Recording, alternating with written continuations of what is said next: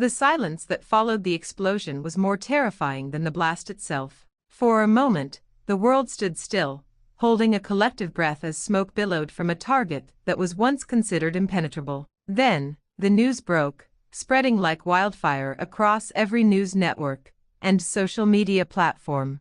A headline so staggering, so unthinkable, that it felt like the opening chapter of a dystopian novel. In a precision strike that defied all military protocol and geopolitical logic, the United States had reportedly assassinated the supreme leader of Iran. The earth didn't just shake, it split open, unleashing a fury the modern world has rarely witnessed. This is not just an attack on a man or a regime, it is an attack on the very concept of sovereignty, a declaration of war so profound that its echoes will be felt for generations. As the reality of the situation sinks in, the questions become as dangerous as the act itself. How did American forces penetrate the layers of security surrounding one of the most guarded individuals on the planet? Was this a rogue operation, a moment of madness in the Situation Room, or a calculated move in a long game of global domination? The streets of Tehran, Qom, and Isfahan have not just erupted in protest,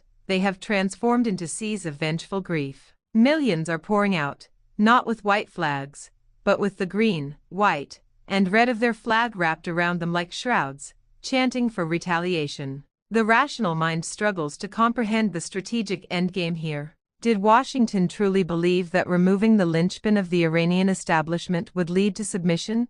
Or did they knowingly light the fuse on a powder keg that holds the entire Middle East? The geopolitical chessboard has just been set on fire. Across the region, from the shores of the Mediterranean to the Straits of Hormuz, proxy forces are no longer waiting for orders. The air is thick with the promise of blood.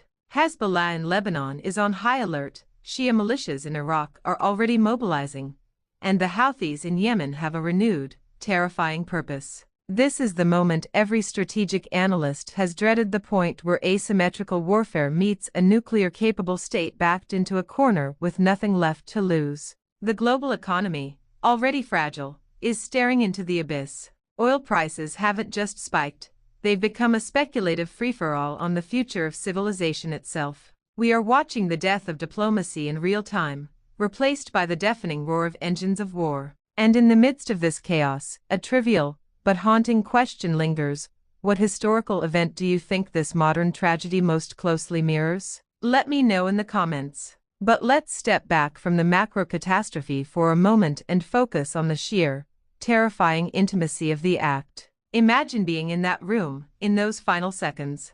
The supreme leader, a figure who has defined the ideology of a nation for decades, reduced to a target on a screen. This wasn't a battle, it was an execution. It is a message so brutally clear that it transcends language: no one is safe. For the average American watching this from their living room, there might be a flicker of distant victory, but that flame will be extinguished quickly by the wave of retaliation that is now inevitable. Embassies are being fortified, travel advisories are being rendered obsolete, and the fear isn't just in the Middle East anymore.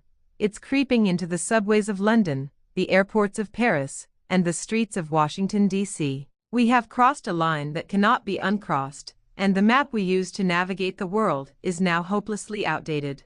As the sun sets on this dark day, the only certainty is uncertainty. Will this act unite a fractured nation behind its new leadership, creating a stronger, more implacable enemy? Or will it plunge Iran into a chaotic power vacuum, making it a breeding ground for even more extreme factions? The world holds its breath, waiting for the first official response from Tehran, knowing that whatever it is, it will not be measured or merciful. We are standing on the precipice of a conflict that could redefine the 21st century, a war fought not just with bombs, but with cyber attacks, economic sabotage, and the raw, unpredictable power of ideology. Before you scroll past this video, before you lose yourself in the noise of the day, I need you to pause. What is one question you would demand your leader answer right now? Write that question in the comments. Don't just be a spectator to history.